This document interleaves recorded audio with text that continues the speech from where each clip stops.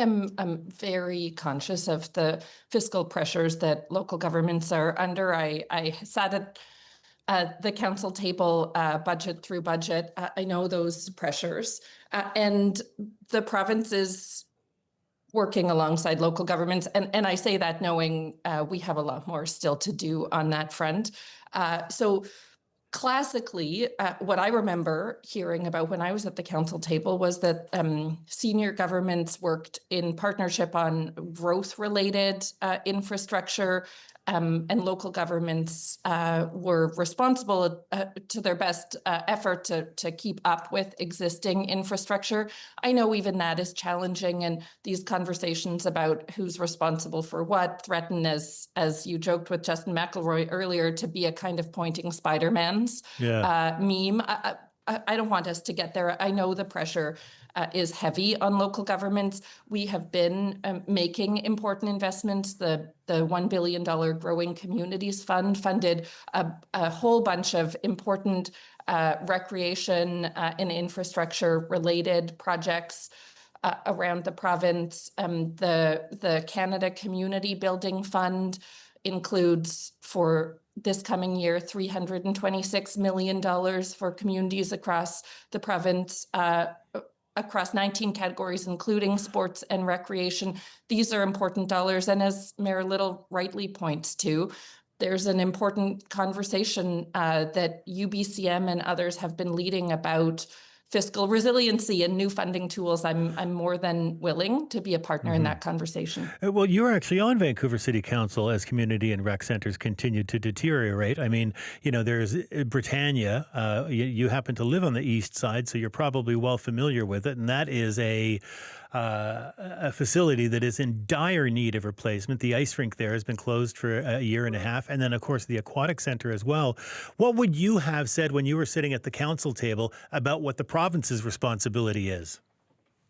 I'm sure that I voted in support of letters to the province for more funding for nearly everything. That's a part of the dynamic, absolutely. And on Britannia, I remember also advocating that the rebuild include more housing that could both add badly needed housing in that neighborhood and could potentially help with how the project is funded. So there are a bunch of tools. I'm not saying that's the answer on every infrastructure project, of course not, but all of these pieces need a look at every angle. And that's the work I actually am really excited about getting to do with local governments, because I know what they're up against and because I think we share so many similar priorities. I hear about the good work that's happening, the outdoor pool that the city of North Vancouver announced recently, and I got to be part of the opening of an incredible new ice arena in Surrey that provincial funds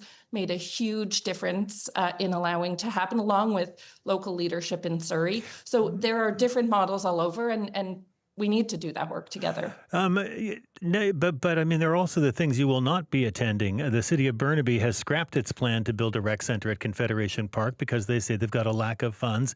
Is there currently a mechanism for municipalities to work with the province to try to properly fund and build community infrastructure like that Confederation Park Center?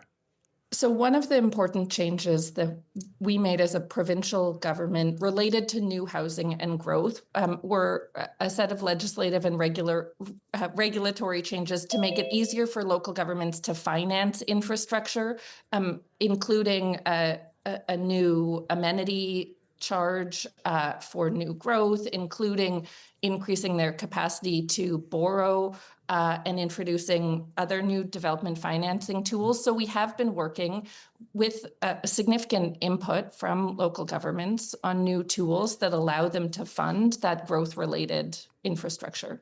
And I'm being very, lower mainland centric here, talking about Vancouver and Burnaby, but this is something that's needed. You are a provincial minister, and this is something that is needed desperately right across British Columbia.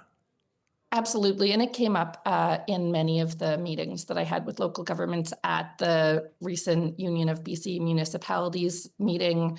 The challenges are similar in many areas and different. There are challenges around water infrastructure in many smaller and rural communities that are important conversations we're having about how those get maintained and invested in over time. So a lot of important pieces to figure out. Some of it is funding tools, some of it is around jurisdiction and responsibility, but the reality is all of it is work that we need to do together, because the residents of these rural and remote communities or urban or suburban communities are residents of British Columbia too. And so it is a shared responsibility. And I guess is part of the problem here that, a lot of these were centennial projects in 1967 that were built, and they're all coming of age at the same time.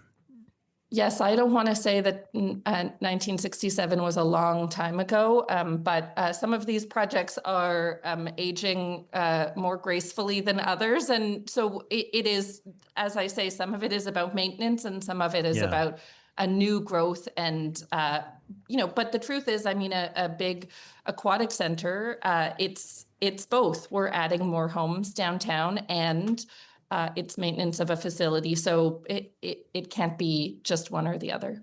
All right. Minister, appreciate your time this morning. Thank you. Yeah, anytime. Thanks, Stephen. Thank you. That is Christine Boyle, BC's Housing Minister and Municipal Affairs Minister as well.